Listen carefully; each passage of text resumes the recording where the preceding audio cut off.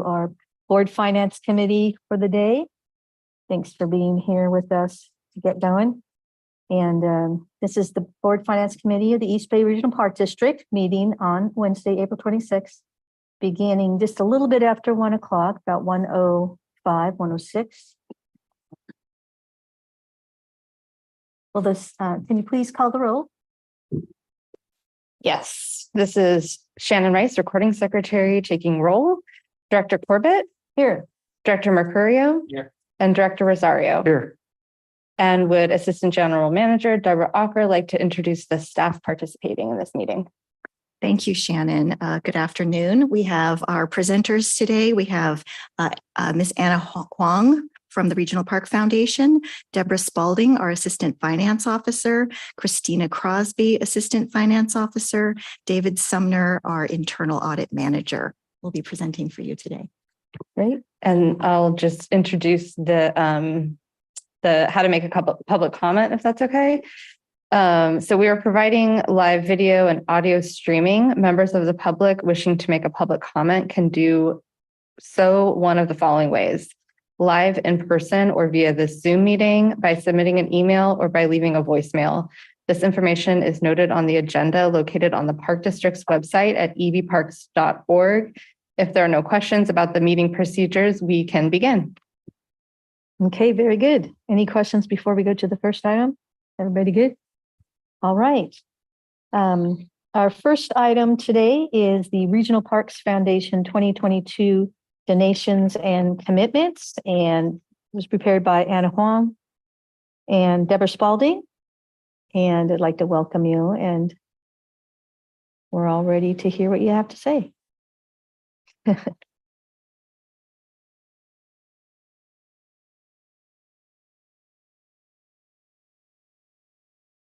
Oh, no.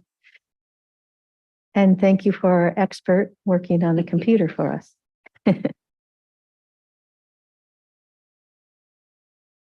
We can wait. It's okay. It should be working when we get started. So, all right. is it going? It's squared up here. So we'll do this without slides till the computer gets rebooted. So good afternoon. Slides. Oh, what's that? Do you mind waiting for the slides? It's I think going to be a couple minutes, she said, so I could. Okay. I can wait if you want, whatever you guys prefer. Okay. Oh, Shannon can do it. Perfect. Okay. Awesome. Thank you. Oh, actually, we're in now. It just popped up. Okay.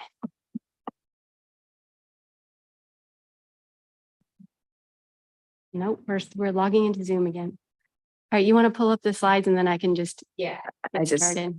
And we're looking forward to this morning's, this afternoon's presentation. It's very important with the Regional Parks Foundation donations and commitments. All right.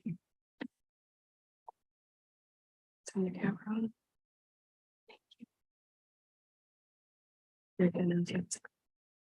All right. All right, good afternoon. I'm Deborah Spalding, Assistant Finance Officer.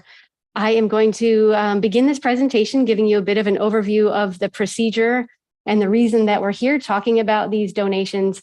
And then I'm actually going to turn it over to the staff who are here from the Regional Parks Foundation, and they'll get into the details of what we're discussing. So, next slide, please.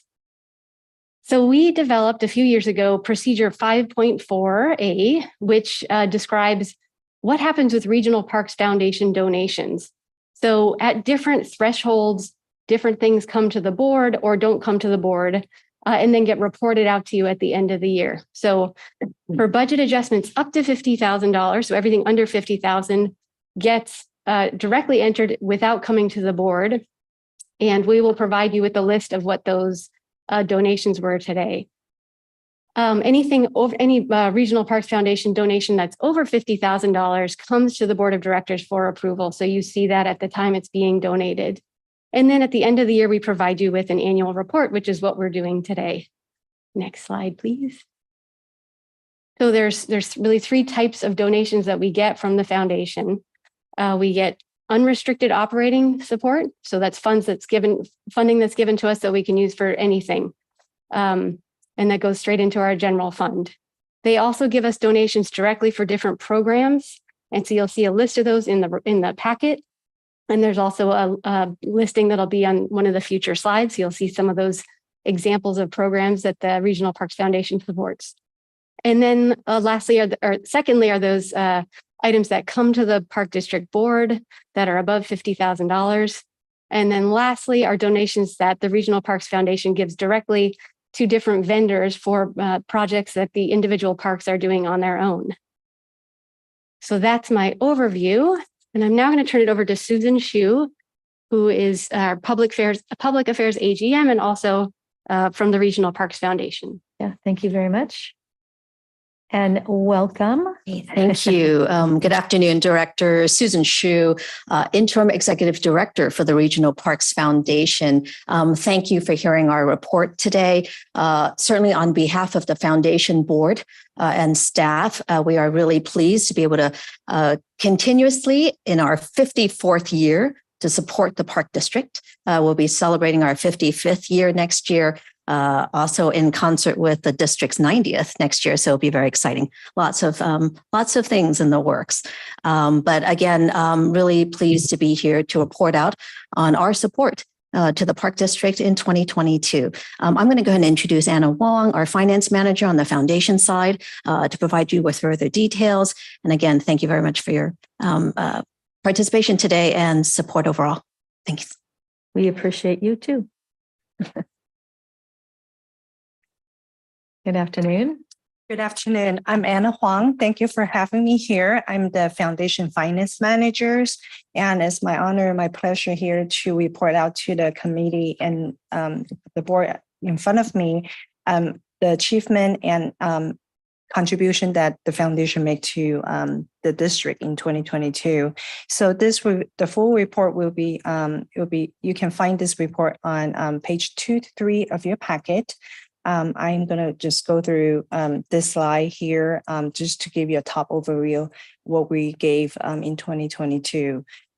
So the type of support that we provided is unrestricted operating supports and program supports to $1 million. The next one is support that are $50,000 and above through separate resolutions to 1.1 million last year.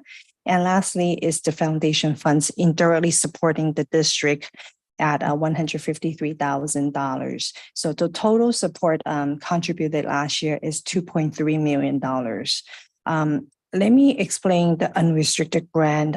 The first line that you're going to see on the chart is $501,013. This is the unrestricted operating grants the district provided to the district, in partly reimburse some of the administrative costs for the foundation.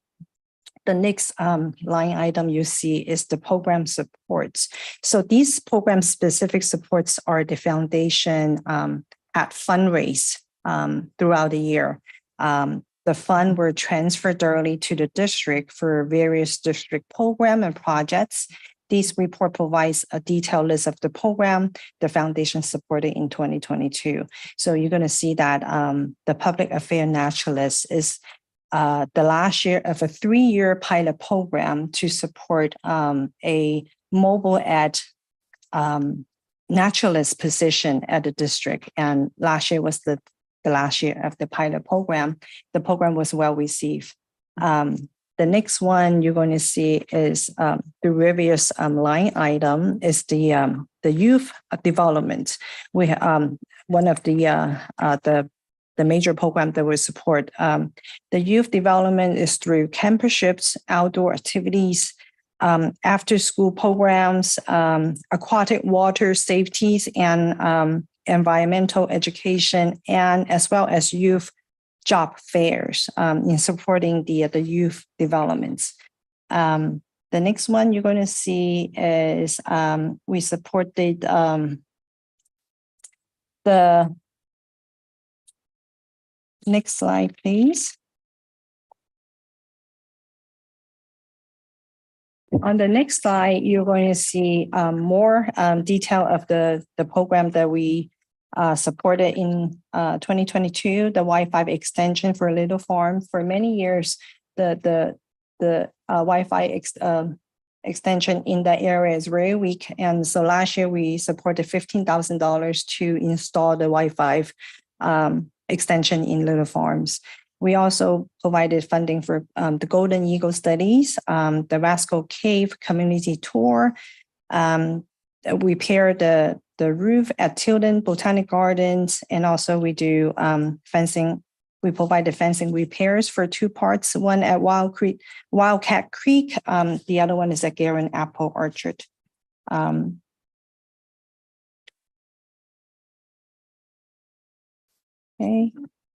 Can you go back for a moment, just to the Apple item that you just mentioned? Where is that?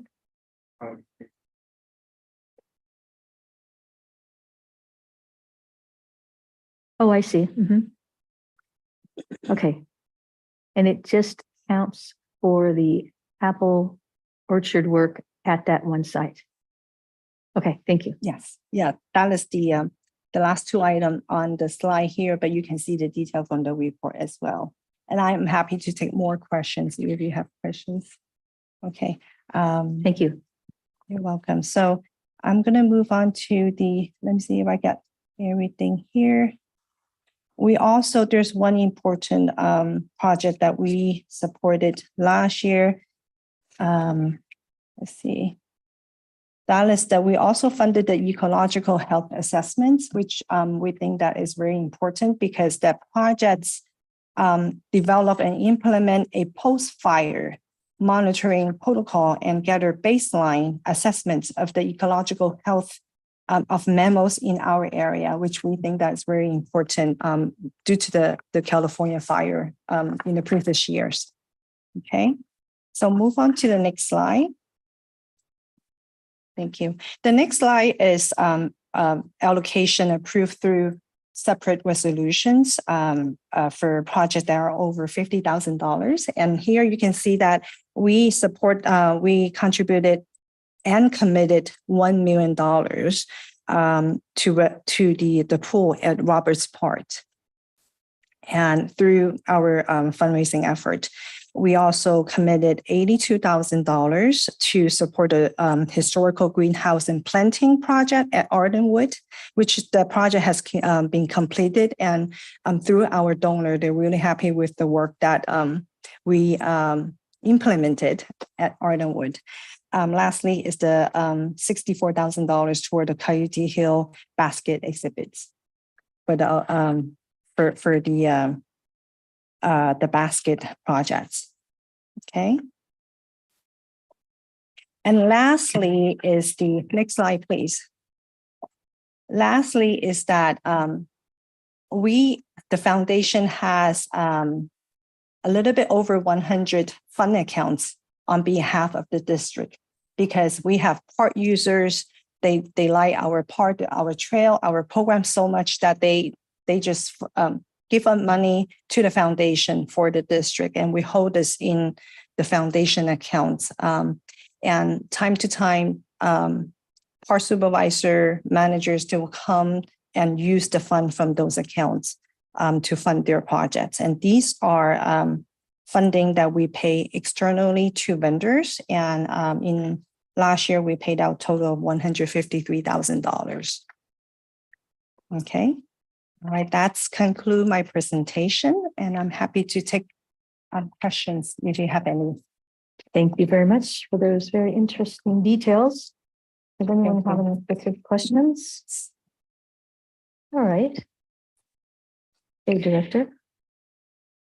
Thank you for your report, Anna.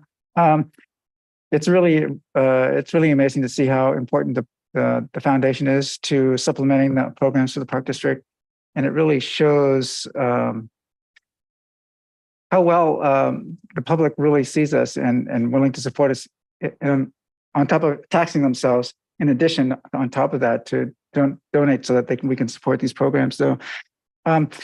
My question, you may not know the answer, is the Adventure Crew. Mm-hmm. We have more than one, is that correct? Adventure crew, we have couple and some of them are hybrid of adventure crews. And we have donor specifically earmarked their money Uh-huh. to adventure crew. So that's why we call it adventure crew. Okay. But we also have other campusship that is mimic of the program. So this Yeah. 31,000 for the adventure crew supports all the existing crews that we have. Correct. Great. Again, and I can show you more in detail what we have in funding that adventure crew projects. Great. And then for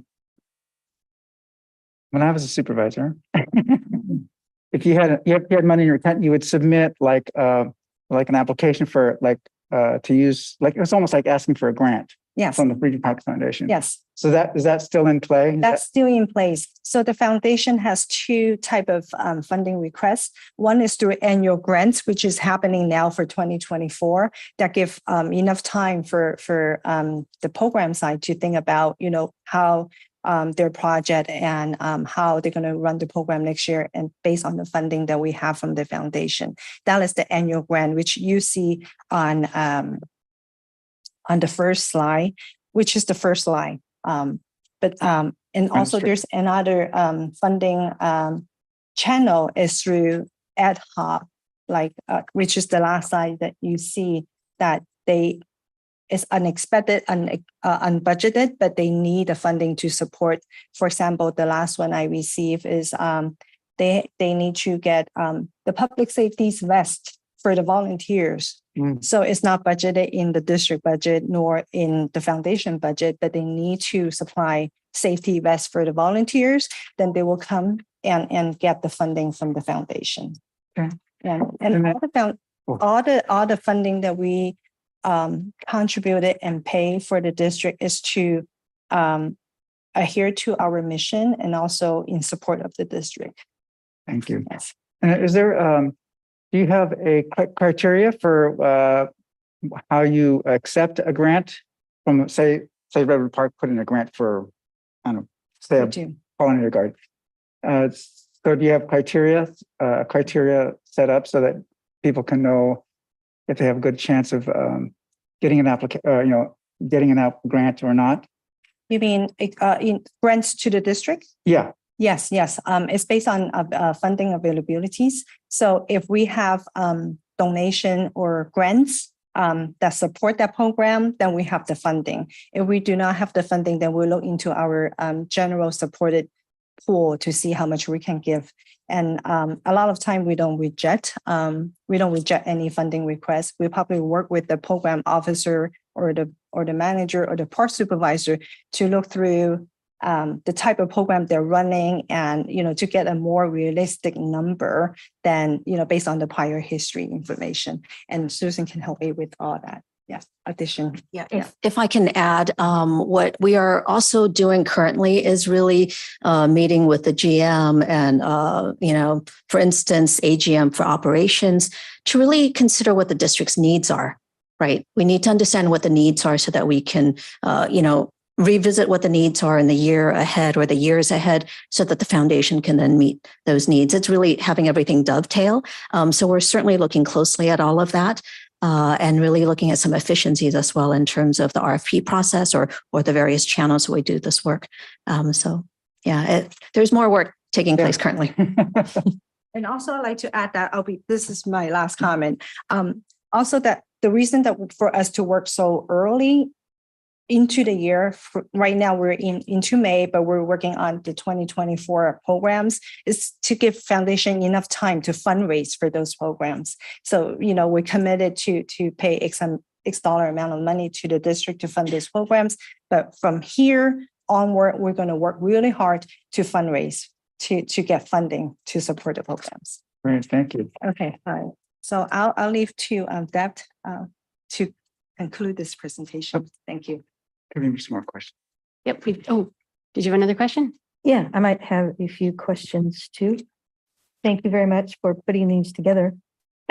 I guess these unrestricted operating program support, are these items that are asked for in advance of the raising for them, or can you just explain a little bit to me how this works to make sure we have the funding for things that people either need or are asking for, or perhaps are recommended to certain areas to use the support of this? So are we talking about the unrestricted funding? The Unrestricted $500,000? operating and program support, yes. I'm sorry. Programs. And how we funded, or I'm sorry, the voice is too soft. I'm sorry. Can you repeat the question? Oh, so I'm just wondering, okay, so I'm looking at the unrestricted operating and program support list. And these are items that are requested at a certain point, I'm guessing, right? Staff may say, we want to put together a apple orchard fencing program at Guerin. I've heard a lot about that, by the way. And so that funding is put together after the request, or is there money set aside for certain types of projects that people then can ask for work in their park areas? Do you want me to answer that? Do you know what I mean? Or is it just the Yes, funding is there and there's an opportunity for someone to say, hey, I really need help on this. This is what we got. How does that all work for the request and all that? So on the foundation end, we're constantly fundraising, whether it's through memberships. This morning, I just had a meeting with a major donor because their 102-year-old grandmother just passed away, and very much loved Tilden, and Inspiration Point to be exact. So the fundraising is always ongoing. So we have reserves, we have funds. So again, as requests come in from the district for specific projects that fit into and align with all that we're trying to do and how we fundraise from youth development to, we usually, when we fundraise, are categorizing projects, right, under a certain umbrella, be it youth development, water safety. You're really trying to find a way to connect with what a donor would like to support. So the fundraising is constant. In terms of the dollars coming in, again, we get those requests through our RFP process. The staff makes recommendations, the foundation board approves, and we work in concert closely with the district finance team to make sure all of those dollars are budgeted into next year's budget or expected budget. Hope I'm answering your question, Director Corbett. Yes, I'd like to know, maybe I could do this at another time to get an idea as to how these projects, we come up with these projects. Is it just? Some of the project, for example, I'm sorry for cutting you off, No, but for please. Guerin project, we have account for Guerin.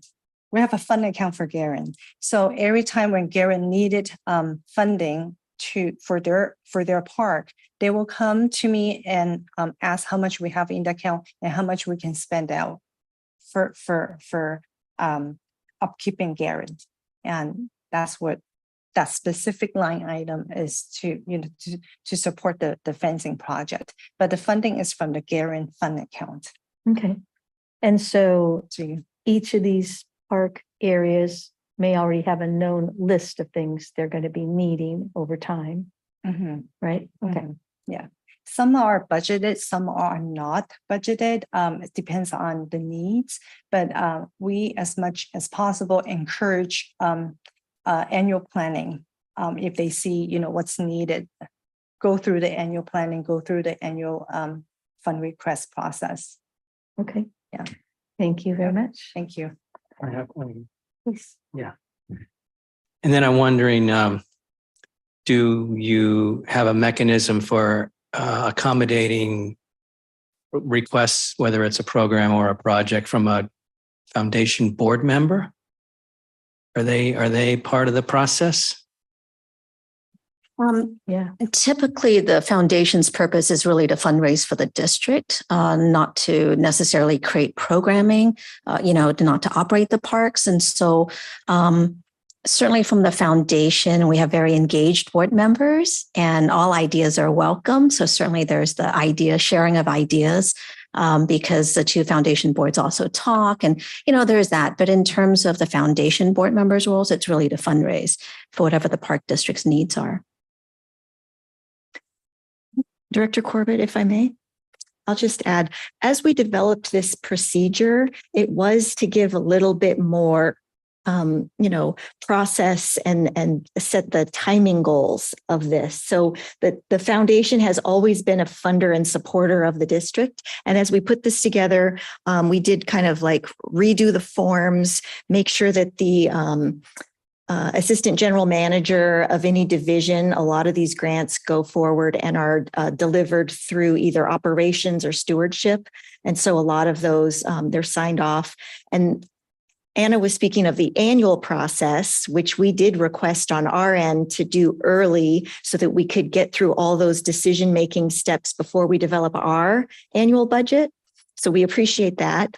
And then as she mentioned, throughout the year, sometimes things come up, they're not included in the district's budget. And so there's a practice of going to the foundation to see if it's appropriate. And it's also been my experience that the foundation board, although they don't pick any specific projects, they have their major initiatives that they're promoting, like youth outdoors and healthy in nature and things like that. And so we know as we're developing our programs that those are some of the things that the foundation board has stated that they're very supportive of and would like to provide funding for. So we just kind of keep those conversations going throughout the year and bring forward these recommendations jointly.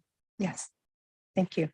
And typically these requests, some of them are annual. We see them every year, or some new ones may come up just because of needs for that particular park district.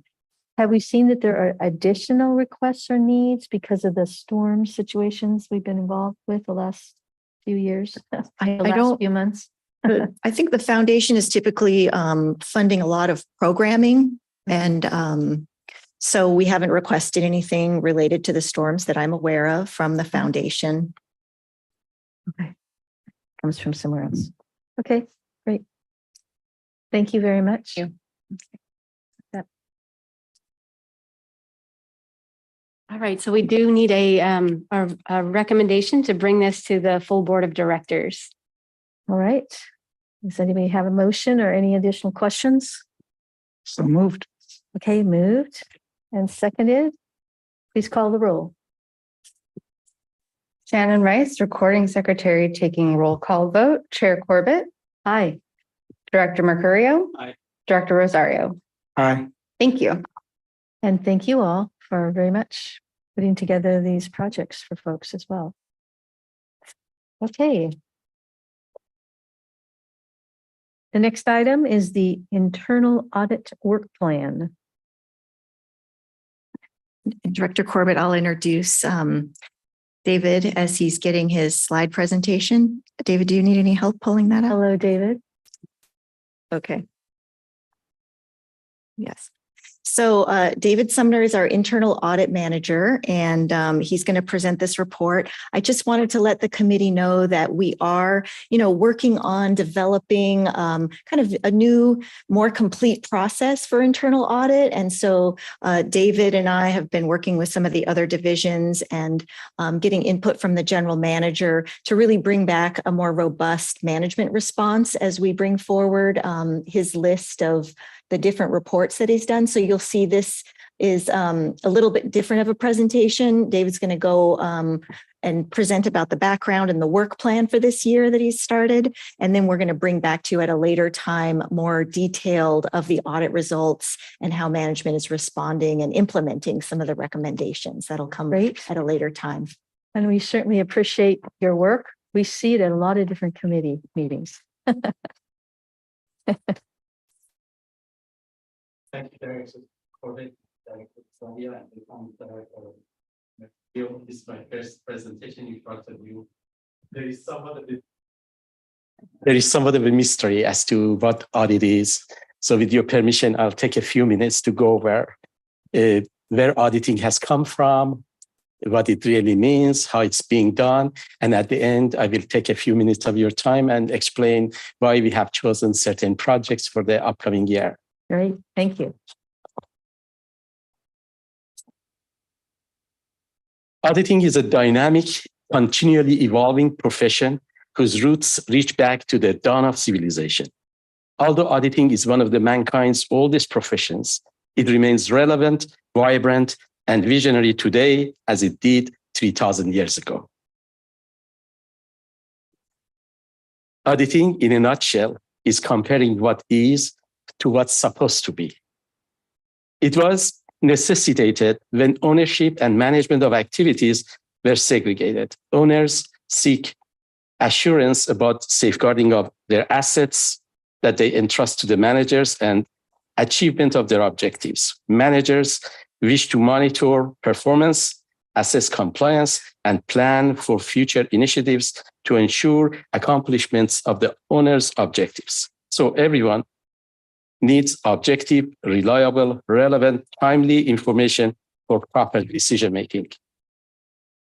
Auditors, having impartiality, knowledge, and competency in gathering, evaluating, and reporting of information, monitoring of activities, and verifying accuracy of management assertions, are well-positioned to deliver this service and foster goal of protecting constituents' interests and assist institutions to stay on course. Auditing promotes accountability, transparency, economy and efficiency, compliance, ethical conduct, and facilitates decision-making and control. Auditing is essential to government accountability to the public.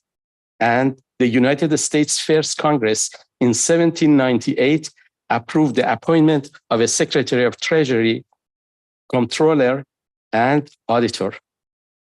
Later, this role of the auditor has been assigned to the Government Accountability Office. So there is no individual auditor anymore for the country.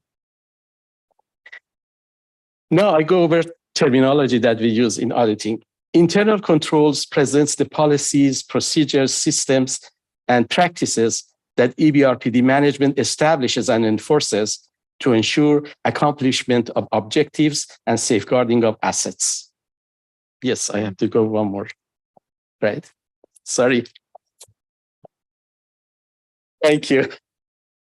So any organization or organism has a system of internal control. If you look at your own body, if you have a virus or a minor injury or something, system of internal control of your body comes into action and you feel pain or fever or discomfort of some sort.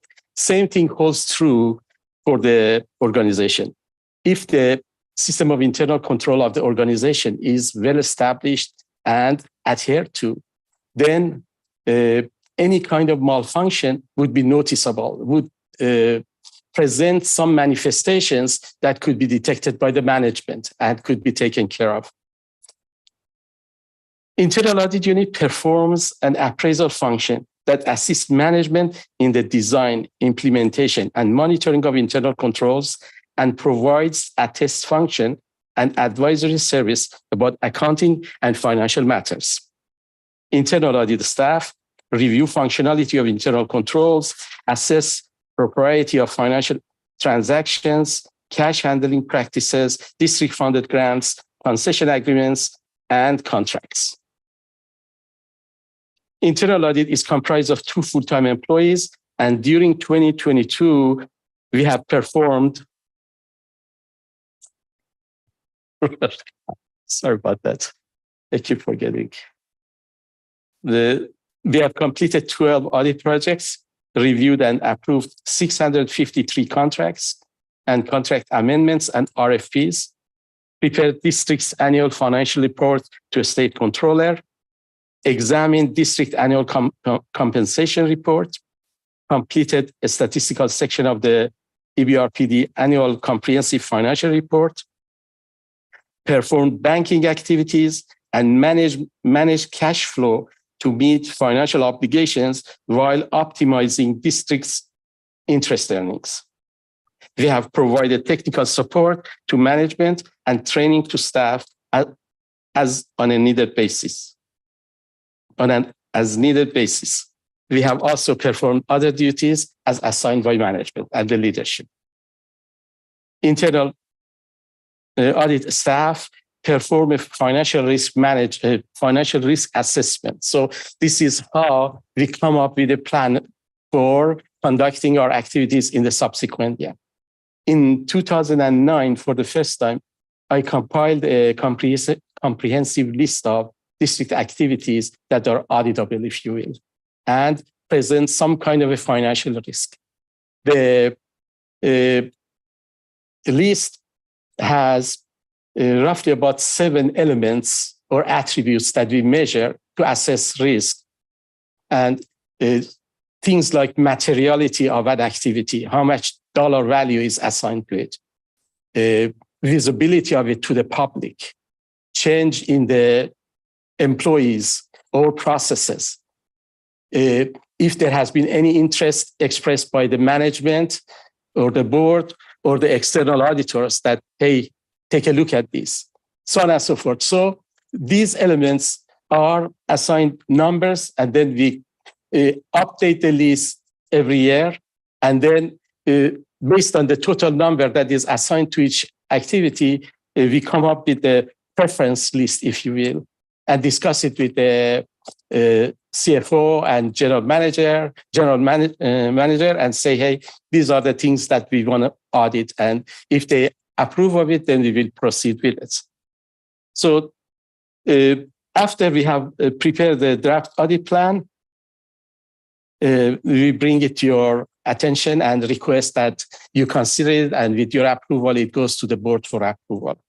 So for each audit project, how we do, this is how we go about it. First, we identify objectives and a scope of the examination. In other words, we say, okay, this is what we want to do, and this is the duration of the activity that we would want to look at, say for 2 years, for 3 years, depending on what it is. And then we send a planning memo to the management employees that have oversight responsibility for the thing. And we say, hey, please provide us access, please provide us records, tell us about if you have ever encountered any issue with the particular activity and so on. And then after that, we go about doing our field testing, right? And after we have done field testing, we form some kind of opinion, and we issue a discussion draft of the audit report detailing the issues that we have noted and results that we have come up with, and discuss it with the people involved and with the management of the unit. And then after this, we bring this to we fine-tune it and bring it to the management of the AGM of that unit, and we go about completing the report. Then they have roughly about a month or so, unless they want more than that time, to consider the issues and come up with an answer. The answer that management provides basically commits them to taking a remedial action or form a plan of action to eliminate the possibility of expanding the problems that might have noted. As you know, there's always a difference between the theory and practice of every activity, right? So there is a gap. Internal audit performs the monitoring activity on behalf of management to say, hey, there is a gap. There is an issue at this point. If you don't consider it and let it go like this, it could become a problem. And if the problem is not attended to and is not remediated, then it would be becoming a crisis. So please take remedial action. This is really how the system works, if you will. And then after they have prepared their response and created a plan of action for the things that needs to be fixed or modified or improved, or additional internal control created for them, then we will finalize the report and incorporate their response. For 2023, we have these projects considered for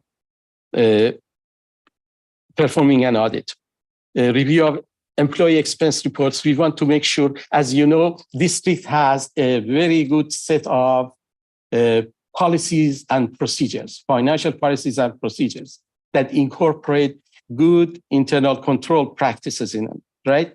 So we want to see basically that these policies and procedures were implemented and adhered to by the staff that are the first line guardians of the public trust, and they have performed their work properly. So like when we look at the expense report, we want to see that there is adequate documentation, adequate approval, relevant expense, and is really prepared in a manner that would stand scrutiny by any other outsider or anybody that is interested, right? So that way we want to make sure that the reputation of district would be preserved. Review of Los Rampos stable is chosen because we have changed a concessionaire. So every time you change a concessionaire, there would be some changes in the activities that they do. We want to make sure that this new concessionaire performs as he has practiced or as he has promised, right? Review of Briones Park cash handling procedure is a second time that we are doing it. In the original time or the first time that we performed it, there was some issues with them. And although there is not much of a monetary value involved in this case, because it's a remote park, we still want to see that the park supervisor has taken some action.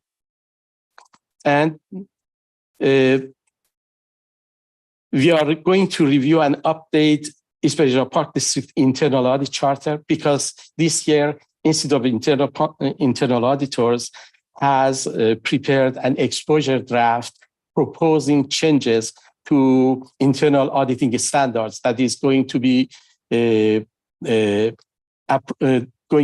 complied with by all the people who have who are certified internal auditors. Basically, they would have to adhere to these standards, right? So they have prepared the exposure draft, and we want to be up to date with all the changes that would be approved later on. So this is still in process. By the end of this month, they would have to decide, and the membership will vote with the changes that they have proposed. So I'm a CIA, therefore I have to comply with that.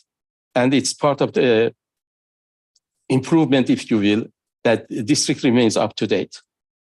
Then review of Garin cash handling procedure. Again, this is a second or third time we are auditing the Garin Park. It's not a significant dollar value, but we want to make sure that they have done some changes, they have made some improvements.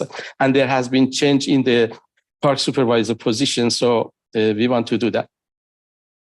Review of the sales and use tax compliance is an issue because we are a source of revenue, if you will, for the state of California with regard to purchases that we make.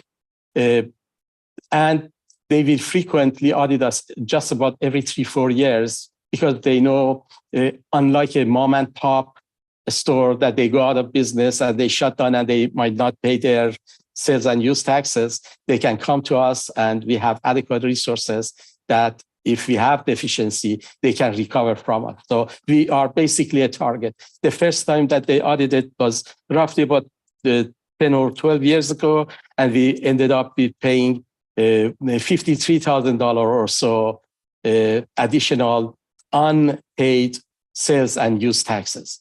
Things have changed.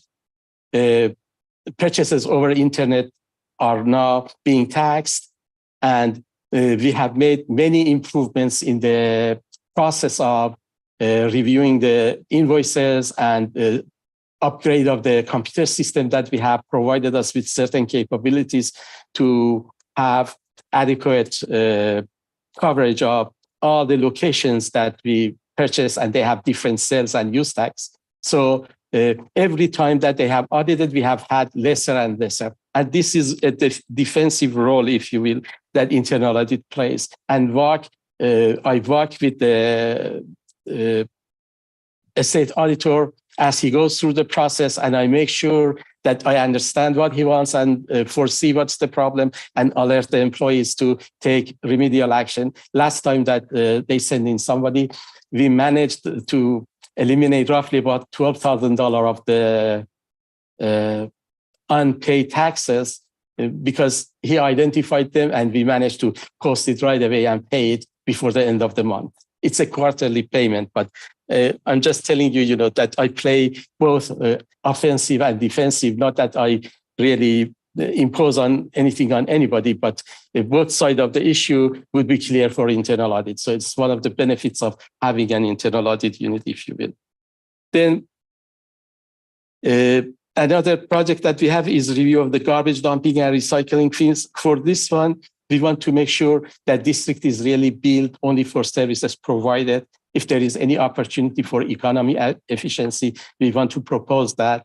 And we want to make sure that we get the best bang for the money that we pay. It's a significant amount of payment. In our annual audit, we usually look at the significant expense of the district and the significant revenue of the district as part of review of the internal controls that we on a regular basis would have to perform. Then the other audit that we are planning to do is review of parking citation revenues. Certainly, it's not intent of the park district to really generate revenue from issuing ticket and all that. It's being performed because we want to make sure that there is control at the park level and the park users are not being abused and all that. So that's why we have these parking tickets and all that. And for multiple years, we were with a different processor. And 2-3 years ago, we changed the company that processes our parking tickets.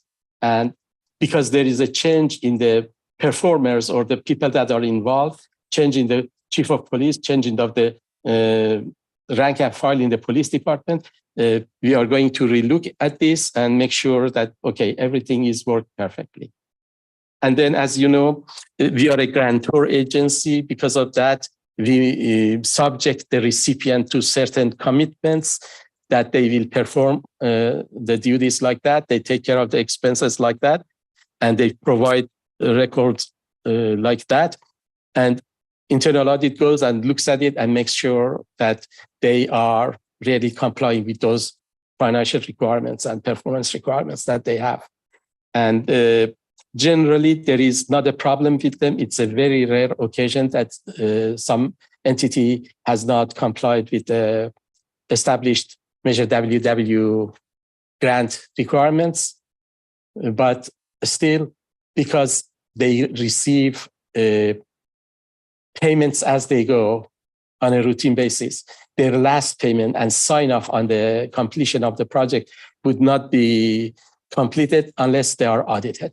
So they receive advance throughout the performance, and the very last payment that they are subject to receive, we as internal audit staff go and take a look and review everything before we sign off and allow them to receive the last payment. So these are the things that we have planned for this year. God willing, they will be done with your satisfaction. I'm grateful for all the things that you have done as leadership, and I hope that district's good reputation be preserved as you all wish. So I'm at your service if you have any questions.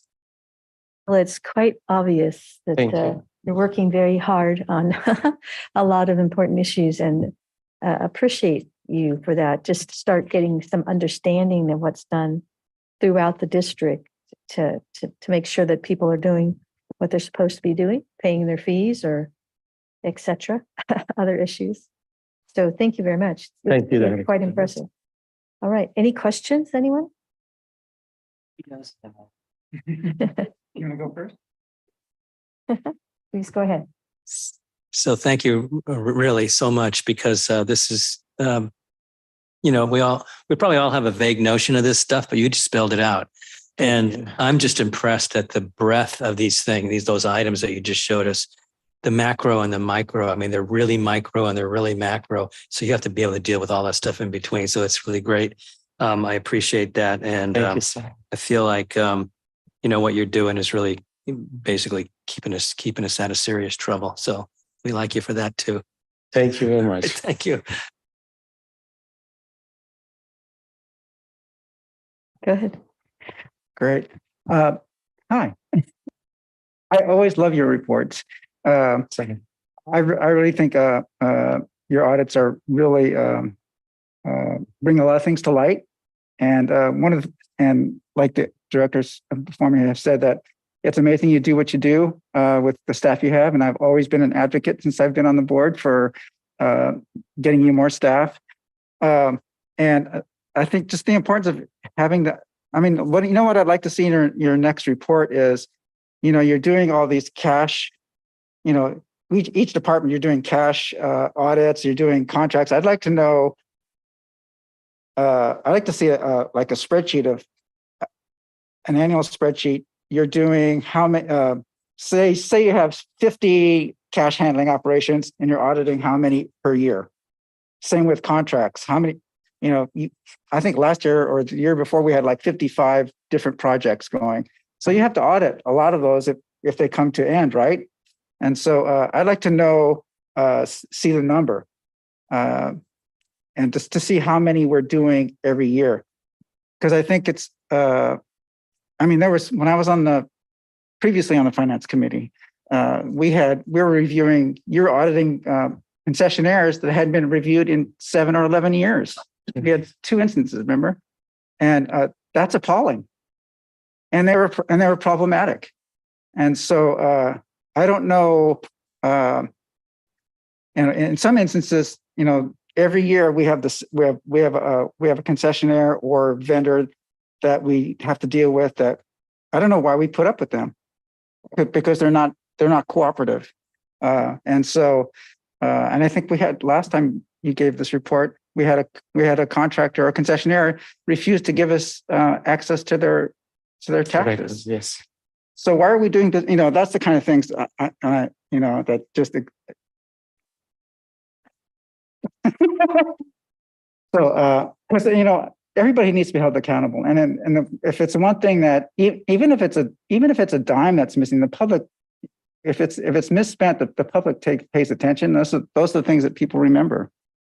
And I know as a park supervisor myself, it's tough on the supervisor. You got to train everybody because you're not there all the time.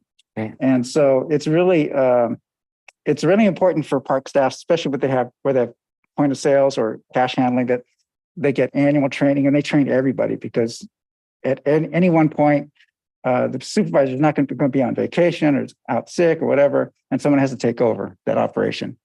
And so I always made it a point that my whole staff knew everything. Because something always happens. So I just really wanted to, I know one question. When we have trouble with certain concessionaires, and a lot of times it's their bookkeeping, and I had asked before, is there an opportunity when we have these problems with concessionaires? Can we dictate that you have to do your books a certain way? Yes. It depends on the original contract that we have with them, obviously, to what extent we have spelled out the requirements. But as you know, some of these contracts, for the ones that are non-compliant, if you will, or not sufficiently compliant with the district requirements, they have been operating based on an agreement that has been reached some 30 years ago, 40 years ago, and so on. So there is really not much of a leverage, if you will, that we can exercise. But as things have changed and we have really faced reality, contracts have been improved, and with the additional staffing that the legal department has, they are really taking very significant steps in enhancing the requirements and so on. And, I generally request that they put a right to audit, and they require the concessionaire to provide the records to our address, so on and so forth. If you will, some of these concessionaires are very well aware of the weaknesses that they can abuse, and they put pressure on the park supervisor, on the staff, on the revenue department, so on and so forth. And they really use excessive amount of time that the legal department would have to allocate to take care of them. And some of them drag the thing on up until there are 2-3 different people that have been assigned to perform oversight duty over them, so on and so forth. So some of these would not be solved unless the contractor or concessionaire decides to discontinue or sells conveys the interest that she has to another entity and all that. In other words, an opportunity for renewal of the contract. But generally, we really want them to get exposed and problems becomes visible for the leadership.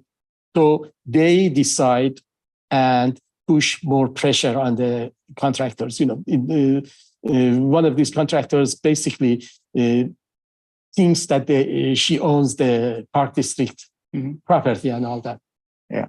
And, they have learned how to misuse the system, if you will. But I assure you that the activities are improving. And some of these concessionaires have been able to exercise undue influence because Park District was so dependent on them. The company was running 6 or 7 different locations. And so they had a leverage over management here. And they will getting away with some kind of a non-compliance. But things have changed. We are not overly reliant on one concessionaire. We are not bound by the same old style contracts that were not very descriptive as to what we are allowed to do or what the concessionaire is required to do, so on and so forth. But 1 or 2 of them are still dating back 50 years ago, 60 years ago, and we would have to wait until a drastic change comes about that is not within our hands. Understood. We coddled them too long. Right. Yeah, they have a sense of ownership. Yes. Thank you very much. Thank you, sir. Yeah, very impressive. Thank you. Thank you. Always. Yeah, and just to also respond, Director Rosario, you're correct. We are the services of internal audit is very valuable to management. David does take on a train the trainer role, and so it is expected that training do be passed down, like you mentioned. And we've had a lot of support in the business services department where they really are tightly managing the concession agreements, and many of them have been upgraded recently. So we have a lot of that new language, and they do have regular meetings with the concessionaires going over the financial data and making sure that everything is very clear of what their responsibilities are. So I feel also that there's been a lot of progress in that area. Can always do better. I'm requesting your approval of this audit plan for the year. We still have some questions. Please. Thank you. Thanks, Director Rosario and Director Mercurio. Oh, you have your questions answered? Okay, very good. And I don't really have any additional to add. I do appreciate just listening to all the various different types of programs and plans you work with. And I know this because I've sat on this committee in the past and also other committees where you do presentations about these things. Thank you, Director. So it's I couldn't do your job. And I certainly appreciate the work that you do and the information that you provide to us because, here at the Park District, there are so many different things that go on. It's not just a one-day thing that happens here with a one-day type of park with a one-day sort of thing going on. So appreciate all that work you put in. Thank you. God bless you. Yeah. So with that, would anybody like to make a motion to support this? Whatever it is. Okay, we have Second. a motion by Director Mercurio and a second by Director Rosario. Please call the roll. Shannon Rice, Recording Secretary, taking roll. Director Corbett, Aye. Director Mercurio. Aye. Director Rosario. Aye. Thank you. Thank you very much. It was Thank you. close, but we passed it.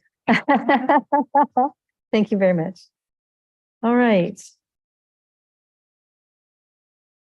All right. The next item is the preliminary unaudited general fund and other governmental funds financial reports for the fourth quarter 2022. Thank you for your presentation, Ms. Crosby. I've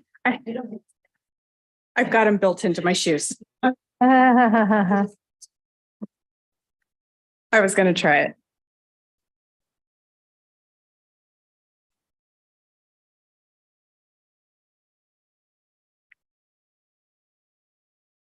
Hold on 1 second while I get this open.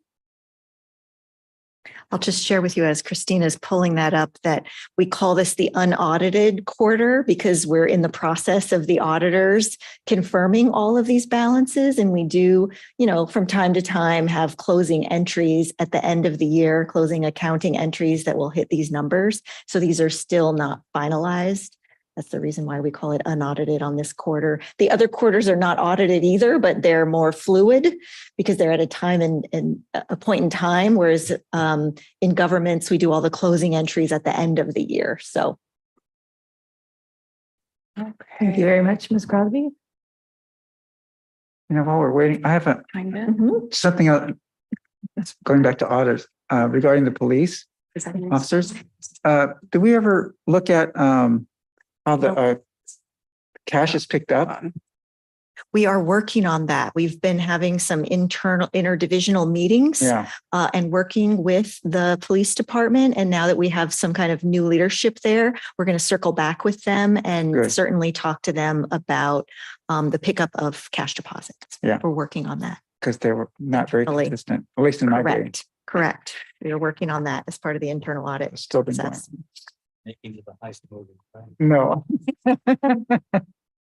All right, we're ready if you are. Yes. Okay. We got the screen share going. Good afternoon, Christina Crosby, Assistant Finance Officer. And today I am presenting the fourth quarter 2022 unaudited general fund and other governmental funds financial reports. So I'm going to start off with an overview of the general fund, revenues and expenditures for 2022. The first column is the budget for the year 2022. This includes all the adjustments and or new appropriations that were brought to the board throughout the year. The second column shows the actual expenses, which simply stated is what really happened. So we have our predictions and planning compared to what really happened throughout the year, and then that gives us our variance column.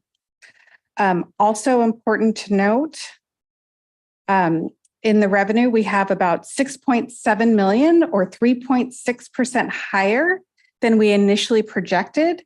And on the expenditure side, we came in under budget by approximately 7.8% or $15 million. The net contribution to fund balance is $15.9 million, which is the total difference between the unaudited revenue and unaudited expenditures. So here is a more detailed look at what makes up the previous slide. Property tax is our largest revenue, with secured property tax being our largest bucket in this category, and it came in $1.1 million over projected. Supplemental property tax and redevelopment pass-through also came in higher than projected for combined $4.5 million. Both supplemental and redevelopment are more susceptible to volatility and more difficult to accurately project. So we tend to generally have a conservative approach in those categories. Charges for service came in at 98.9% of budget, which is about as spot on as you can get when budgeting, with a 1.1% variance or $112,000 under. These revenues are made up of things like parking fees, camping, fishing, and facility rentals. Property usage, which includes grazing, leases, district residences, came in slightly under budget at $1.84 million of the $1.95 million projected. And this was mainly a result of grazing because it's highly susceptible to the drought conditions. And then investment earnings came in at 17.3% higher than budget, which was primarily due to investment interest. So Moving to the expenditure side, you see a net savings of over $8 million in salary and benefits. This is due to vacancies, primarily in public safety and MAST. And then other things other savings include supplies and services for a combined $5 million in savings, approximately half of which is encumbered and rolled into the 2023 budget year. The remaining unexpended funds were mostly in program supplies and repairs and maintenance. So this slide represents the Park District's 5 years of revenue. Over 90% of our revenue is comprised of property tax, which is presented here as the red line. And then this slide shows the 5 years of expenditures.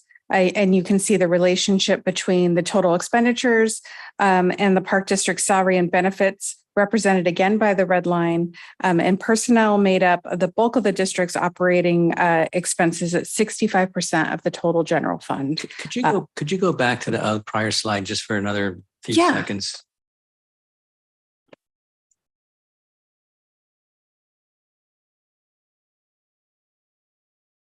Okay, that's great. Thank you. Got it? Okay. I like that slope. Nice slope. Yeah, it's a healthy slope. Okay, so I think we got through this one. 65% of our total general fund expenditures are on personnel. So here we have a breakdown of general fund unaudited, unassigned fund balance. We start out with a $71.5 million at the beginning of January 2022.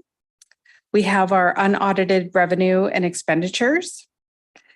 We also are going to subtract the 2023 encumbrance roll and the reserve replenishment for 2023 and the use of fund balance in the 2023 annual budget that was adopted by the board in December of 2023. So, or 2022 for 2023, leaving an estimated ending undesignated fund balance of $61.3 million. This total is just shy of the targeted reserve balance of $64.5 million by approximately $3.2 million.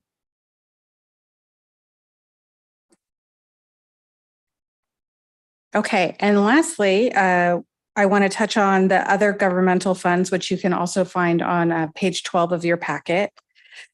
We have special revenue funds. Revenue and expenses are lower than budget here, primarily due to Measure WW local grants coming in at $2.5 million of the remaining $12.5 million budgeted. Project funds, the variance in general is due to primarily timing. Projects are budgeted over longer periods of time than annual budgets, so we may budget the bulk of the project cost in the first year. We may not see the bulk of the expenses into the second or the third year. So there's a timing relation there. And then debt service funds, we had $60 million last year of new debt issuance. And internal service funds, which include our workers' comp, general liability, employee benefits, major infrastructure renovation or replacement fund, and major equipment replacement fund. And this concludes my presentation. This report is informational only, and the next steps will be a more robust and audited financial statements being presented to the Finance Committee in June. So what are your thoughts on this project? The thoughts, The results, what are your thoughts? I think they're on target with what we projected. We tend to be conservative with some of the revenue, and we knew we were going to have some savings in personnel. So I think they're right where we kind of felt they were coming in at. Okay, very good. Thank you. Questions? Just a comment. Yes, we have comments. That's a great report. Rosario? Sorry. Yeah. I really appreciate how the report is noted with all the footnotes, explains everything. And so it's really easy to read. My only comment is, I mean, it's really not for you, but the district as a whole. I mean, every since I've been on the board, every year we have, these surpluses, and they're all because the majority is because of vacancies, and we can't express how we need to really start. We need to hire people or keep them. So yeah, because a vacant position is one less body doing the mission of the Park District and serving our constituency. So I appreciated that. Great report. Thank you. Thank you. Any questions from you? All right, very good. I don't have any additional questions either. Thank you for the report. It's quite obvious. We don't need to ask questions because the information is here. All right. Director Corbett, yes. would you mind if I I was just going to follow you. Yes. Thank Ms. you. Walker. I just wanted to respond to Director Rosario and say I wish I had invited Human Resources here because they have really been able to complete their staffing component and have been working gangbusters. It is really amazing how many new hires there have been. And so I will make sure you get an updated report on the recent activity. This is showing last year's results. And so if you were to look at even the most recent quarter, I think you'll be very happily surprised at the amount of new staff. But also, as you know, there just continues to be turnover. And I have a turnover message to give you. We have Christina Crosby here, who's made such a great, been such a great addition to the district, and she has been offered a promotional opportunity. So this is her last presentation to the Finance Committee, and she's going to move on to really just make things better for her family and herself. So we're going to miss her very much. But always turnover. There's always turnover. Thank you, Deborah. So thank you, Christina. Shoot. It's okay. Maybe you can come back you. again sometime. Yes. And I'm really sorry to leave because I do love it here, but, Oh. and I'm still local and I live in San Leandro. So I'm paying Oh, very good. attention. I will. San Leandro, great place. Thank you very much. Thank you. Yes. Thank you, Good luck. because you're not far away. Thank you. Right. Hello. Okay.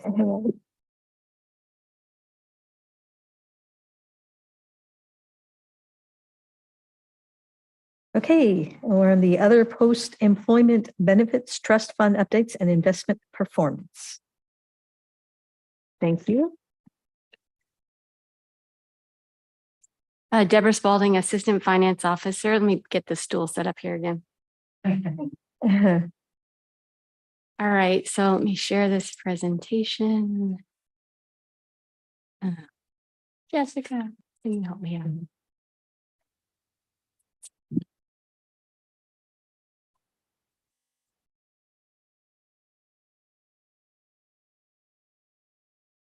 This one. Yes.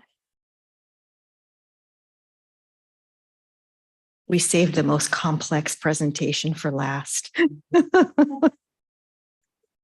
Starting with page 13. All right. That's not a lucky number. All right, so I'm going to provide you with an overview of our OPEB program, and then I'm going to turn it over to our actuary, Mark Schulte, who is here from VIA Actuarial. So I'll start out with this overview. So you may have heard that term OPEB before, but in case not, OPEB stands for Other Post-Employment Benefits. So it's the benefits that you get once you're retired. Anything that's not your pension is an other post-employment benefit. So generally it's medical costs. The district set up its OPEB fund back in 2007. And the idea is that you put funds into this trust and you invest it so that you have money later to pay for those retiree costs.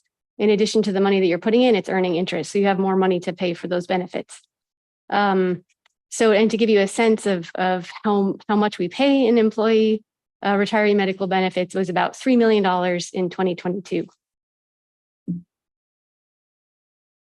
So as I mentioned, our OPEB trust fund is invested. We contract with CERPT, which is like a branch of CalPERS. And so they do this investing for many agencies throughout California. And we have selected strategy one, which has the highest expected return and also the highest expected risk. And you can see that in the prior 2 years outcome. So in 2022, we had investment losses of 11.7 million. However, on the flip side, in 2021, the prior year, our earnings were 39.1 million. So actually our trust is 106% funded. It's at a super funded status. So that doesn't mean we no longer need to put money into the trust, but we actually we have to put less in now than we used to. So if you look at our contribution rates, and Mark will have some slides that shows this, our contribution rates are much lower in the next 2 years than they were in the past. So we'd get a new actuarial report every 2 years, and that's what determines how much we need to pay into the trust. And so that concludes my presentation, and I'm going to turn it over to Mark. Thank you for the positive news. Question. Yes. Are the contributions based per capita? Or is it on a? I think, well, I don't know if that's part of our presentation that Mark is going to put in, but you know how we do pensions, every payroll, there's a percentage that goes into the pot. And then later, when the person retires, that money has accumulated interest and is available rather than pay as you go. So this is actually set up similarly. However, a lot of the people are retired. So there's not a payroll, but every quarter or, every pay period per se, the district would fund it with general fund money because we have this agreement, and then it will earn interest, and then benefits are paid, upon that. And so I think Mark will probably have a slide to explain that or be able to give us more detail. We're so happy you're here in person, Mark. We haven't seen you in person in several years. So thank you for being here. Great to be here once again. Mark Schulte from Via Actuarial. And welcome. Really glad to be here. We saved I won't say the most complicated, certainly to me, one of the most fun topics for last. So we'll get started on the OPEB update. And I believe Deb did a great overview of how your OPEB fund is set up right now. I'll review some slides as far as how the funded status, those declined over the past year, is still in a really good shape, and want to talk on that a little bit. But to start, sure I got the right button. Yeah, I thought that would be it. Nope. About plus. Nope, that's Zoom. I am not seeing the little arrow, and the arrow is here. Not moving. Okay, well.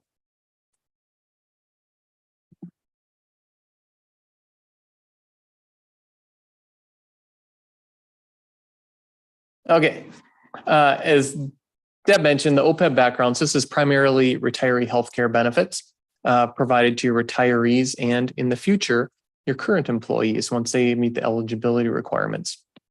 Most of the subsidies are either a percent of the monthly premium or a fixed dollar subsidy, and quite a few of those are then just indexed to an inflationary increase. And these are paid out over retirees' lifetimes, similar to a pension benefit. So quite often what we as actuaries do is we work on pension plans, we work on OPEB plans, kind of similar, but they do have some very specific nuances to them as well. The other thing to point out is that these are financed through both the OPEB trust and your general assets. I'll talk about that a little bit later, but suffice to say, for most OPEB plans, they start out with zero assets in a trust of any sort, and they were just called pay as you go. You paid the monthly premiums out of your general assets. What the district has done, along with many other agencies, is begin that pre-funding process. And again, kind of analogous pension plans have been pre-funded for many, many decades. And we always hear about, a pension plan is 100% funded, 80% funded. Well, a lot of OPEB plans start at 0% funded. And so you have a long time to try and get to that target 100% funded status. And as we'll see, the district has done a great job of doing that over a relatively short time frame. But there are a few nuances just on how the cash flow works, and I'll talk about that in a few minutes. So next, what we do as the actuaries is we have these models built that use census data on your retirees and your active employees, and also your current health plans, how we think health costs are going to increase over time. And we build these models of what do we think these projected annual payments are going to be. And so this graph that I have here is really showing that, as Deb mentioned, your annual costs are about $3 million in payouts this past year. And we project those to increase over time based on just a closed population group, and then eventually decline as the population ages out. So we can only look at the group now, active employees and retirees. As more active employees are hired and come into the plan, the curve just kind of shifts out over time. But it gives a feel for how we're modeling these benefit payments that are projected to be paid over time.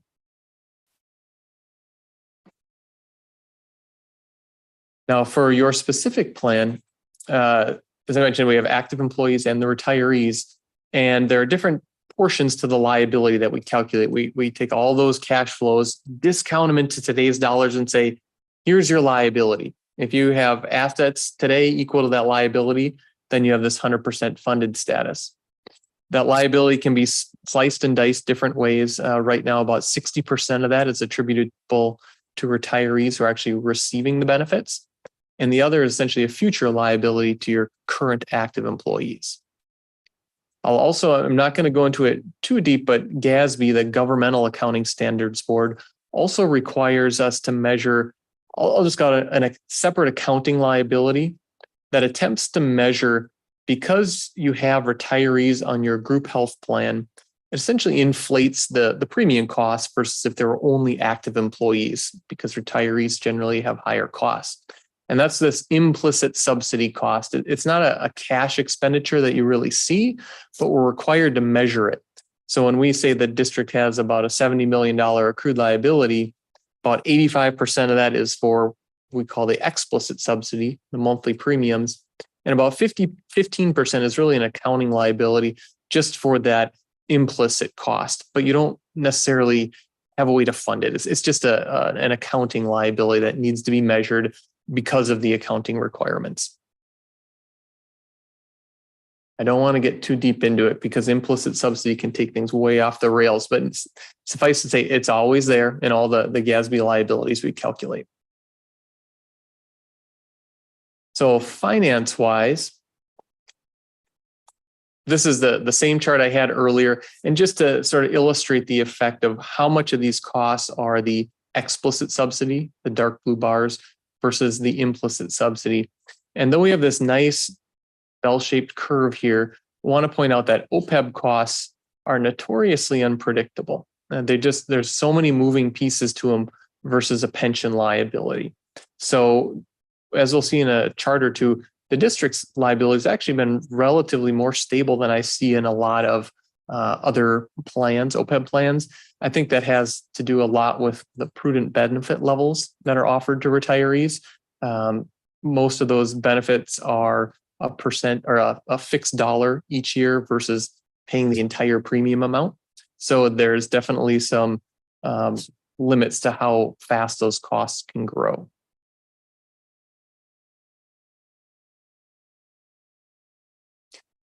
On the flip side of the liabilities, we have the assets. And as Deb pointed out, the past couple of years have been a bit of a roller coaster. But overall, we really want to look at the bogey of about 6% annual returns. So that's for SERP strategy number one, the more aggressive of the three strategies. That is the target.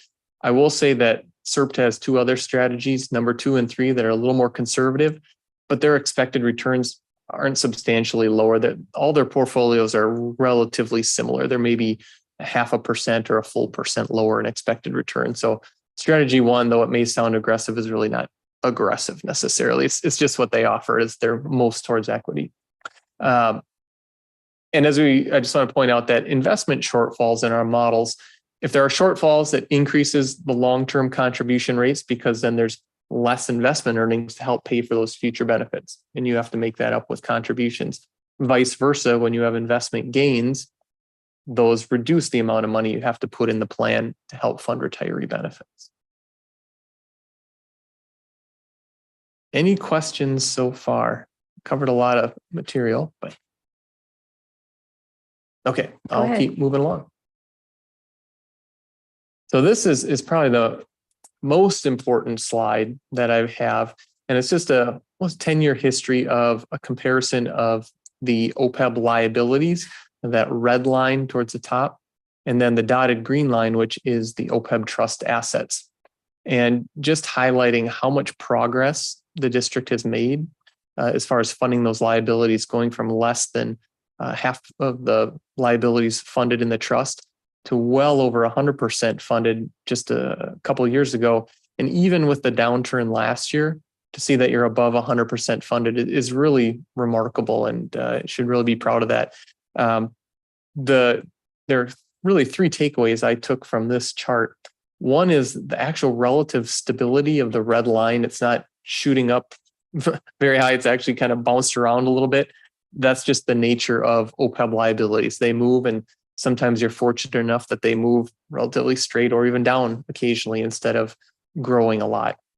The other is the dotted green line. You've had pretty consistent investment returns, notwithstanding the volatility of the past couple of years.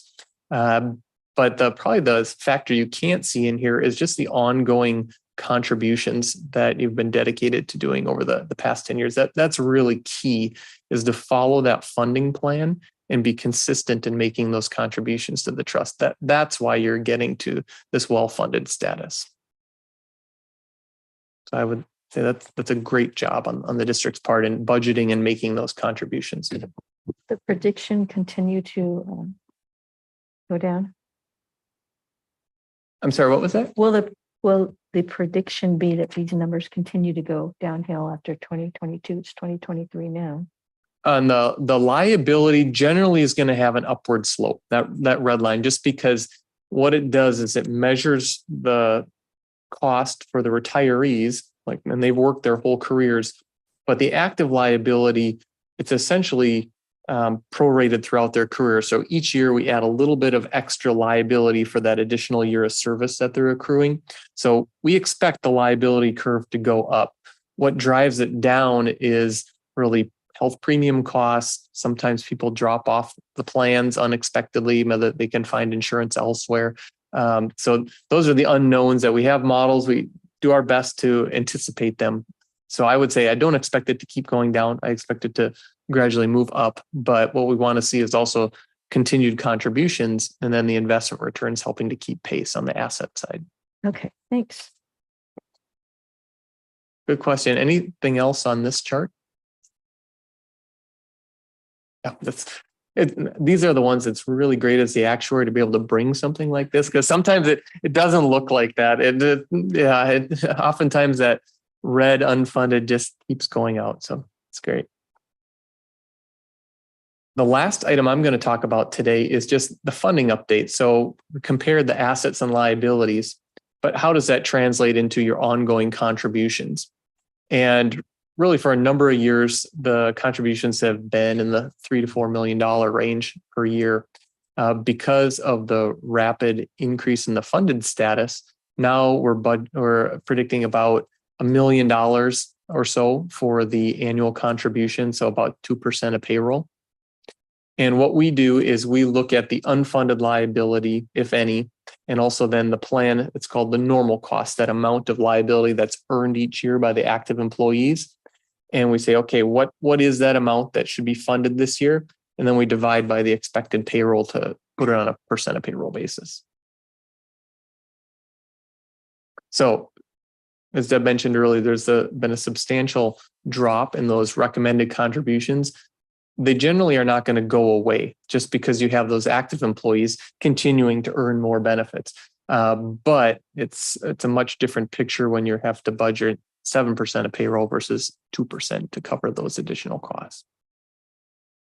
And I'll just add, I love this chart as well, but here at the district, we are committed to paying the actuarial required contribution. And that's also due to the support of the board and how important you have made making sure our pension liabilities are in check. And so we are committed to doing that, and we budget for these and make these payments based on what the actuary states we need to in order to stay in that forward moving status. Like Mark said, the assets make a lot of the difference in where you are in funded status, but we want to keep keep our liabilities in check. Yep. I mean, contribution consistency is really the make or break item for a lot of these plans. It's just being consistent with your OPEB funding plan. So the last item I really have today is just a quick note on the upcoming OPEB schedule. So the last full actuarial evaluation we completed was back in 2021 to develop contributions for 2023 and 2024. So they're pushed out a couple of years. So the next valuation would be completed later this year. Those provide the contribution budgets for 2025 and 2026. So that's when we gather all the census data. We get a new snapshot of what the population looks like, which retirees have kept coverage, maybe are no longer on the plan. And so then we can see some of those changes in liabilities come through on those census updates. Also relook at the premiums and what overall healthcare costs look like. When we do that, we'll probably just make some recommendations on OPEB funding policy. The district number one has done a great job. There's some extra coordinating steps that are required for paying OPEB benefits. And I always use an example of a pension plan. You put money in, and then the pension plan takes care of paying out those benefits to retirees. And it does not work that way for OPEB. There's a trust, and you can put money in the trust, but they don't have a way to really pay each individual retiree's OPEB costs. So that's the district, I believe, outsources that now. Is that correct? We have a new third-party administrator to help us with that. We used to do it internally, and it was quite problematic. It's very difficult. So it's great to hear that there's an administrator helping. So those essentially are funded out of district general assets, and then you ask for reimbursement from the trust. So there's extra stages, and one of the reasons that OPEB trusts sometimes go from zero to a high funding status is agencies will pay those benefits out of their general assets, not ask for reimbursement from the trust. So you're just putting money in and not taking any money out of that trust for a long time. And now the district has a policy or well-funded enough, put the money in and you ask for reimbursement for what's needed that year. It's a very standard ongoing policy once these plans are well-funded, and it's what the trust is intended to do. You put the money there so that you can use it to help pay for the benefits. The other item we'll have to consider is if the plan is still in I'll use quote, surplus position, should that reduce the annual contributions? As actuaries, we always recommend at least put in that normal cost of new benefits being earned. That's kind of sacrosanct. You want to put that in. Sometimes that might be reduced if there's a surplus, saying, well, we don't really need all that money, but given that that contribution rate is pretty low, we'll probably continue recommending that when we do our new study. What we've seen in the past, and especially on the pension side, is our contribution holidays, where an agency doesn't put money in because the plan looks overfunded, but you need to fund both when the plan's well-funded and not well-funded, because it needs to even out over time. There will be downturns in the future guaranteed. So we have to be consistent about the funding. With that, I'm glad to answer any more questions. I don't have other prepared remarks necessarily. We appreciate all those great remarks. Appreciate it. Makes us feel good. Things All are right. going pretty Thank well. Thank you. Did you have I something do. you'd like to I do. say? Yeah. Please. Thank you. Thank you for that. That's, of course, good news is good news, right? If you didn't really like coming here, we'd be failing our mission. So, Yes. So I guess when we talk about 100% funded, of 100% goal, is the 100% goal meant to also cover those down years when the earnings are subpar, or do you really want to keep it above 102% or something like that? Is 100% truly the goal to cover most eventualities? I'd say that 100% is the long-term target. It's perfectly acceptable to fluctuate well above, I'd say up to 120% even, just so that you can have some cushion built in for the downturns. Okay. What we don't like to see is if an agency has an OPEB plan, it gets really well funded and they start increasing the benefit levels without, that's the problem, is if you don't maintain a cushion when possible. If you just give it away, then you're always going to have issues. Right. If you get into a really super funded status, 150%, then you start saying, okay, we've got this excess money. Maybe we can improve benefits or do something else. Okay, that's good. Thank you. Mark is reflecting back on the history of kind of like state pension plans when the interest rates were really high. And then all the agencies gave a lot of benefits kind of through labor negotiations, which didn't cost them anything on that day. And then later they found themselves needing to reduce those benefits because the long-term cost hadn't been really considered. So that's what Mark is referring to. Just because your assets are growing today, don't go and change your whole structure. You don't want to be complacent and overpromise. At some point, if assets grow a lot, then you start to have those discussions about could we utilize those in other ways. But for now, I'd say until you reach a super funded threshold over 120%, that I would just leave the assets be and let them do what they're supposed to do, which is to pay these current OPEB level benefits. So this is the good super fund, not the bad super fund. It's not a super fund. Keep that clear. Yes. It's not a toxic thing. It's Correct. Thank you. Any other comments? Yes. Thank you. Is there an ESG component to the investment portion? That's a good question. That would be a CalPERS question, but maybe Deb Oh, knows. My understanding is that there's not an ESG component in this in the CalPERS investment. I think it's something that's been brought up by a lot of people. There's a lot of interest in the state having a more active environmental role in selecting their investments, but at this point, CalPERS has not done that. okay. We'll have to lobby CalPERS. And then this is probably a question for Deborah, is how does that, I know managers usually get lifetime medical, but when they get to, if they forget how many years, that was pre-2012, I think. So, and a lot of those managers are still alive. But so how does that work? They get, if they're on Medicare, and then does the district just pay for like a supplemental if they're, or are they double covered? You know, the benefit that's actually provided employees, you're right, was renegotiated in 2012, and it is much less than it was prior to that. So that's maybe another reason you see that line a little bit flatter than in the past. But I don't have the exact answer of what those benefits are, but we do list them out in the back of our annual financial report. So I can get you a nice summary of the printout of what those benefits are. I just don't know that off the top of my head. I know it's, I don't believe anybody gets 100% of their premiums any longer. That was long taken away. And there is vesting. So sometimes you have to be here 5 or 10 years, I think, to trigger some of the higher benefits. So I can get you each the listing of what those benefits are. That'd be great. Yeah, I think it used to be 12 years, but it'd be vested in that, but I can't remember.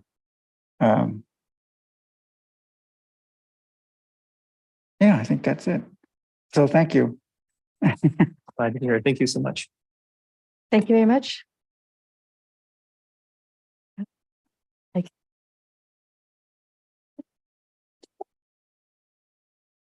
All righty.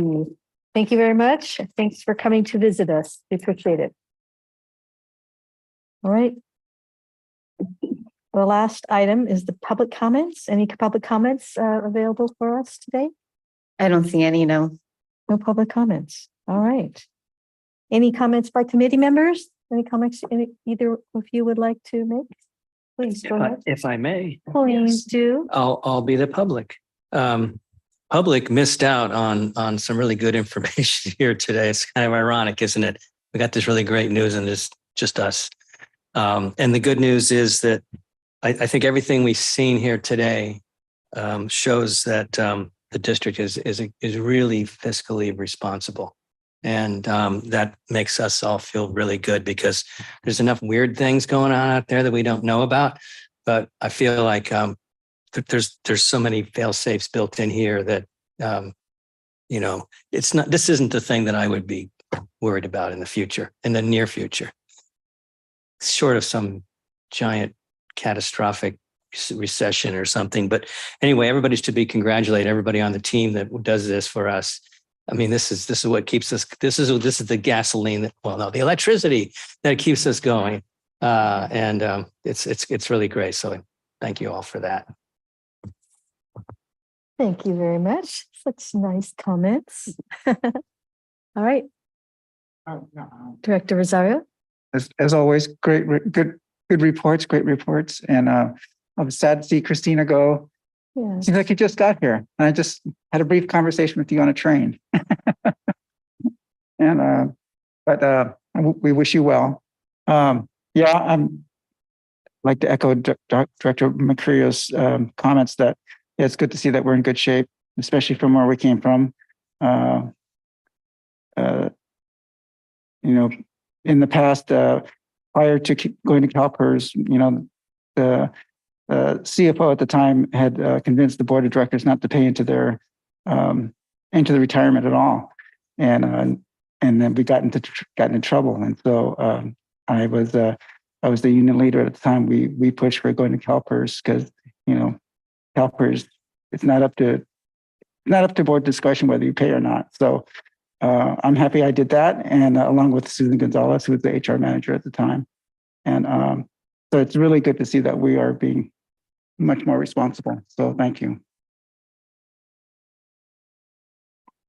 All right. I don't have any additional comments to make, except for I agree with my colleagues. Great job. Thank you for the positive news. We always appreciate that and the hard work that you put together to make sure we have what we need to do things the right way. We will definitely miss you. We appreciate the great work that you have done. And with that, this was a great meeting, and I have nothing else to add. We do have, let's see, a meeting adjourns after that, unless are there any other comments you'd like to make? Yes, please. Thank you, Director Corbett. I just wanted to touch base on future Finance Committee dates and times. Oh, yeah. And I think we don't have to do this right now at the meeting, but I just wanted to alert you that, you know, we had kind of put a placeholder for the May meeting, but we'd like to circle back with you and see if you're available on maybe another day so that all three of you can attend. And if we don't have we have to reserve this room. So if we can't accommodate that, we will call on our alternate. But I think probably by email, we can probably handle that. But then just generally moving forward, there was a request to move the rest of the 2023 meetings to an 11 o'clock start time, 11, which I think staff can accommodate, or if there's another time that the committee is interested in, let us know. And then we we are able to accommodate 11 o'clock. Yeah, I don't think earlier than that, but we could go as early as 11 from the 12:30 start time that it's currently at to 11, if that's something that the committee is interested in, or you can let me know if that was what I heard. Yeah. Well, I'm fine with that as long as it's, you know, I don't want to stop to lunch. You know. If that's something So, the committee is. echo. Yes, I mean, I don't want to inconvenience staff because they'd be working through your lunchtime. So I'd prefer not to, but if that's the wish of the committee, I'm fine. Yeah, 11 o'clock works well for me. What do you think? 11 o'clock? Okay, great. Thank you for that feedback. We will work with you on the May meeting. And then we will reschedule the other meetings for 11 o'clock. Okay, great. Thank you. Thank you very much. And I do see I do have a hand up. So we do have some public comments? Yes, that's fine. Hi, Tara. If you're here for a public comment, you can go ahead.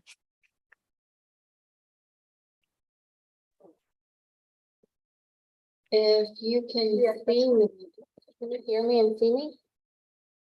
Yes. Hey, Tara, if you're here for a public comment, you can go ahead. Yeah, I am. I was watching through the Zoom link, and there's no way that you can leave a comment. I'm sorry through. There's a lot of reverb.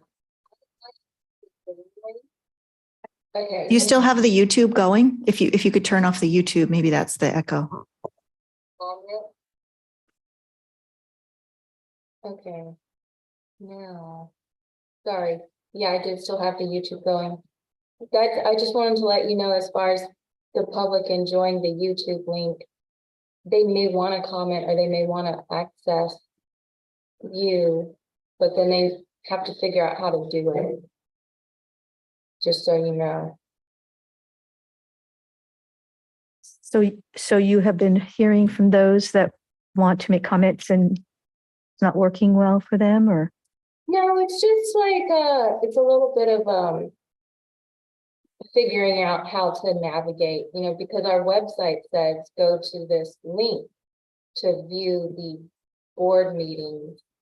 And so that's the easiest thing, is to use the live streaming on YouTube. I think that's what most people think to do. But when I heard one of our board members say, oh, it's a shame that the public's missing out and that no one wants to comment, I realized, well, if someone wants to comment, they need to go back to the website, figure out how to comment, which often it's too late unless, I logged on to Zoom, but I had to update my computer first because I'm at work, and just a minor thing. I just wanted to make sure that everyone knows that this was a really great meeting. I'm the union observer, that's why I'm here, and it's just a little difficult to chime in if you're on the YouTube meeting. That's all.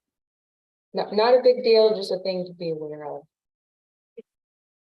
And would there be an opportunity, Tara or others, to understand what's the best way to make sure they have the opportunity to participate if they'd like? Go ahead.